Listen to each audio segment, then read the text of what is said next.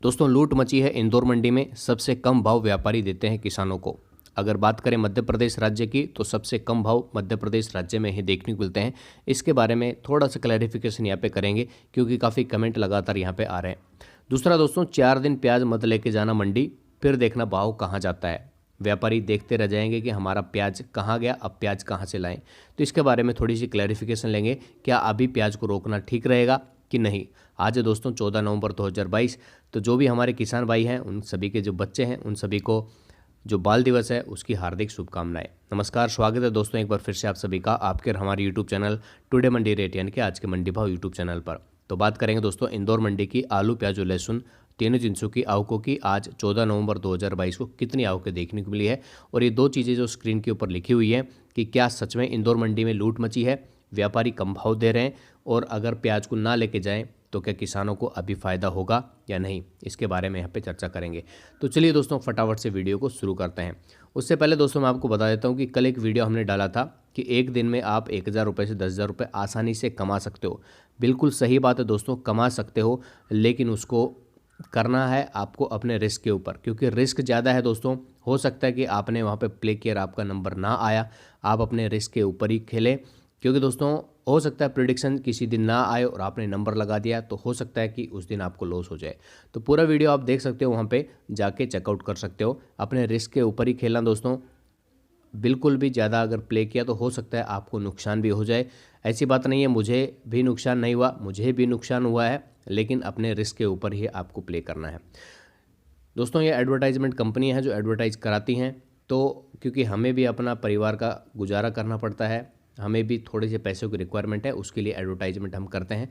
लेकिन आपको सतर्क पहले कर देते हैं कि भाई अपने रिस्क के ऊपर ही आप प्ले करना, नुकसान हो सकता है। अब बात कर लेते हैं दोस्तों यहाँ पे प्याज के बीज के बारे में।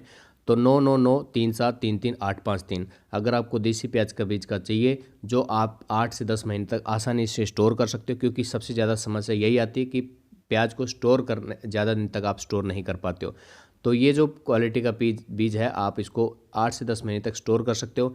अच्छी क्वालिटी मिलेगी, जो कि आप अंकुरन भी देख रहे हो स्क्रीन के ऊपर साइड में कि किस प्रकार का अंकुरन भी यहाँ पे आपको मिलेगा।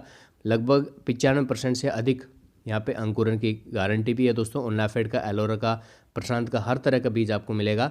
क्वालिटी देख सकते हो प्याज की, किस प्रकार की क्वालिटी यहाँ पे देखने को हमें मिल रही है। और ये सब किसान भाई है जो इनसे काफ़ी सालों से जुड़े हैं और अच्छा प्रोडक्शन भी ले रहे हैं, अच्छा बीज ले रहे हैं और अच्छा फ़ायदा इनको हो रहा है। सुपर क्वालिटी का प्याज है, उसका उत्पादन हो रहा है, अच्छा भाव भी उसको मिल रहा है।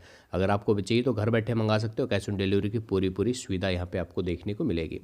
तो इस नंबर के ऊपर अभी फ़ोन घुमाइए 9993733853 के ऊपर और मंगा लीजिए प्याज का बीज, जो एक्चुअल में यहाँ पे अच्छा है, क्योंकि किसान भाइयों की मेहनत का सवाल है। और 3-4 महीने की जो मेहनत है, अगर वो ख़राब हो गई तो किसान भाई किसी भी तरह का नहीं रहता है। तो मंगा लीजिए प्याज का बीज। बाकी ये अगर आपको खेलना है दोस्तों तो रिस्क के ऊपर खेलना, नुकसान हो सकता है। हम एडवर्टाइजमेंट करनी पड़ती है दोस्तों, क्योंकि हमें भी कुछ पैसों की रिक्वायरमेंट रहती है, तो उस पैसों के लिए एडवर्टाइजमेंट काफ़ी ज़रूरी है, क्योंकि हमें भी अपना परिवार का गुजारा करना पड़ता है। अब बात कर लेते हैं दोस्तों यहाँ पे इंदौर मंडी की। क्या सच में यहाँ पे लूट मची है और सबसे कम भाव यहाँ पे व्यापारी दे रहे हैं कि नहीं। तो सबसे पहले तो आप ये बताइए कि आपको लगता है कि ऐसा है या नहीं, कमेंट बॉक्स में ज़रूर बताइए। बाकी मैं आपको बता देता हूँ कि इंदौर मंडी में ही नहीं, यहाँ पे अगर मध्य प्रदेश में ही देखें तो मध्य प्रदेश में सबसे कम भाव देखने को मिल रहे हैं। अगर हम बात करें दोस्तों, वहीं पे कंपेयर कर लेते हैं महाराष्ट्र की या फिर साउथ की बात कर लेते हैं या फिर दिल्ली की बात कर लेते हैं, दिल्ली की आज़ादपुर मंडी की। तो सभी मंडियों को अगर हम कंपेयर करें तो सबसे कम भाव यहाँ पे मध्य प्रदेश की मंडियों में ही है। खासकर यहाँ पे इंदौर को स्पेसिफाई किया गया था कमेंट में कि भाई इंदौर मंडी में सबसे कम भाव रहते हैं। तो दोस्तों मेरे जो हिसाब बोलता है उसके हिसाब से ऐसा नहीं है कि इंदौर में सबसे कम भाव रहता है। हाँ, आवक ज़्यादा रहती है, डिमांड और जो सप्लाई और डिमांड का पूरा गेम है यहाँ पे। अभी की अगर स्थिति की हम बात करें तो अभी भी किसान भाई ऐसा बोल रहे हैं कि इंदौर में ही सबसे कम भाव है। इस स्थिति में जो अभी की जो पोजीशन चल रही है उसमें, और बाकी मंडियों में अच्छा खासा भाव देखने को मिल रहा है। महाराष्ट्र में 30+ का भाव चल रहा है, साउथ में 40 के आसपास का भाव चल रहा है, लेकिन इंदौर मंडी में 20 का भाव भी नहीं मिल रहा, 15 का भी नहीं मिल रहा है, 12-13 के आसपास यहाँ पे सुपर प्याज जा रहा है ज़्यादातर माल की अगर हम बात करें तो दोस्तों बिल्कुल सही बात है। मध्य प्रदेश की अगर हम बात करें तो मध्य प्रदेश की लगभग सभी मंडियों में खचाखच आवक भरी हुई है। और आगे जो है, जब आवकें 1 लाख से प्लस कट्टों के आसपास की आई थी तो उस समय अच्छी खासी खरीदी हुई थी। लिवाली भी अच्छी हुई थी, भाव भी अच्छा मिला था, व्यापारियों ने आढ़तियों ने प्याज को खरीदा, उसके बाद स्टोर कर लिया। लेकिन आगे सेंटरों के ऊपर डिमांड उतनी ही है, अभी व्यापारियों के पास भी माल भरा हुआ है, सेंटरों में माल भरा हुआ है, इसलिए अब लिवाली कमज़ोर देखने को मिल रही है। और जब तक वो जो माल जो भरा हुआ है, जब तक वहाँ से सेंटरों से डिमांड नहीं निकल के आएगी, तब तक दोस्तों प्याज के भाव नहीं बढ़ेंगे। हालांकि अब आवकें जो हैं धीरे धीरे कम हो रही है, काफ़ी हद तक आवकें जो कम हो चुकी है। और उम्मीद है दोस्तों, क्योंकि मैं ऑलरेडी हमेशा आपको यही कहा है, पिछले 1.5 महीने पहले भी यही कहा था कि 1 महीने आप रुक जाइए, जो भाई रुके उनको फ़ायदा हुआ है। और अब भी ये कह रहा हूँ कि अब अगर जो किसान रुकेगा उसको फ़ायदा होगा, अन्यथा रुकने का सवाल उसी किसान को है, यानी कि रुक वही किसान सकता है जो रिस्क लेना चाहता है। तो छोटे किसान जितने भी हैं भाई, रिस्क मत लीजिए, प्याज को निकाल दीजिए। बाकी जिन्होंने अपनी लागत निकाल ली है वो रुक सकते हैं, बशर्ते मैं ये नहीं कह रहा कि 100% तेज़ी आएगी, लेकिन हाँ 80% तेज़ी के चांसेस हैं। जो किसान भाई अभी बात करें दोस्तों, रुक सकते हैं, जिन्होंने लागत निकाल ली है वही रुकें, अन्यथा रिस्क मत लीजिएगा, मैं आपसे यही कहना चाहूँगा। लेकिन हाँ, जो रुकेगा उसको फ़ायदा होगा।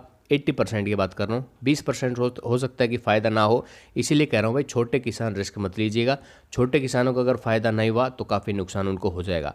जिन्होंने लागत निकाल ली है वो रुक सकते हैं और आगे तेज़ी का मजा ले सकते हैं। बाकी दोस्तों 4 दिन प्याज को मत लेके जाओ मंडी में, भाव देखना कहाँ पे जाएगा, तो इसके बारे में आपको बताना चाहता हूँ कि अगर भाई अभी की जो पोजीशन हमारी चल रही है प्याज की, उसमें जर्मिनेशन की समस्या हो रही है, कार्बनाइजेशन की समस्या हो रही है, प्याज काली हो रही है, सड़न की समस्या भी होने लगी है, प्याज पानी भी छोड़ रहा है, अभी सर्दी भी स्टार्ट हो गई है, ओस भी गिर रही है, जिसकी वजह से दोस्तों अभी अगर प्याज रोक दिया तो काफ़ी नुकसान हो जाएगा।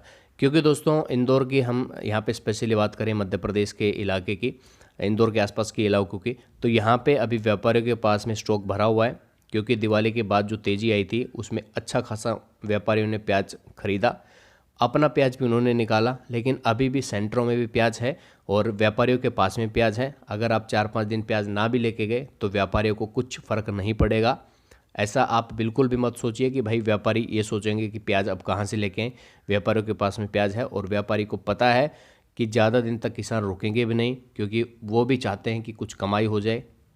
इसीलिए दोस्तों मैं आपको बताता हूँ कि अभी प्याज को रोक के कोई फ़ायदा नहीं है। प्याज का भाव जो मिल रहा है, धीरे धीरे करके प्याज को निकालते रहिए, आवकों को मेंटेन करते रहिए और प्याज का भाव लेते रहिए। जो बड़े किसान हैं, रिस्क लेना चाहते हैं, वो प्याज को 1 महीने जितना भी अगर वो होल्ड करने की उनकी क्षमता है उस हिसाब से होल्ड करके भी चल सकते हैं। बाकी आपका क्या हिसाब बोलता है, आपका क्या कमेंट है, वो हमें कमेंट बॉक्स में बताइएगा। आप क्या सोचते हो इसके बारे में कि अब प्याज को रोकना सही रहेगा। इस स्थिति की बात कर रहा हूँ दोस्तों, अगर यही आपको प्याज रोकना था तो थोड़ा पहले करना था, तब हो सकता है कुछ सुधार की उम्मीद थी। लेकिन अभी की पोजीशन के हिसाब से मेरे हिसाब से नहीं रुकना चाहिए। बाकी आप अपना डिसीजन खुद लीजिएगा दोस्तों।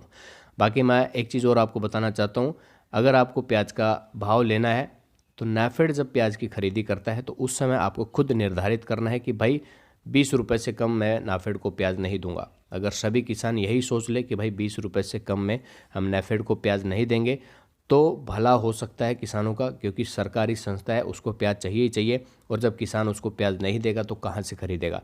वो एक तरीका है, जब नाफेड ने जो भाव निर्धारित कर दिया दोस्तों वही मंडियों में सर्कुलेट होता है।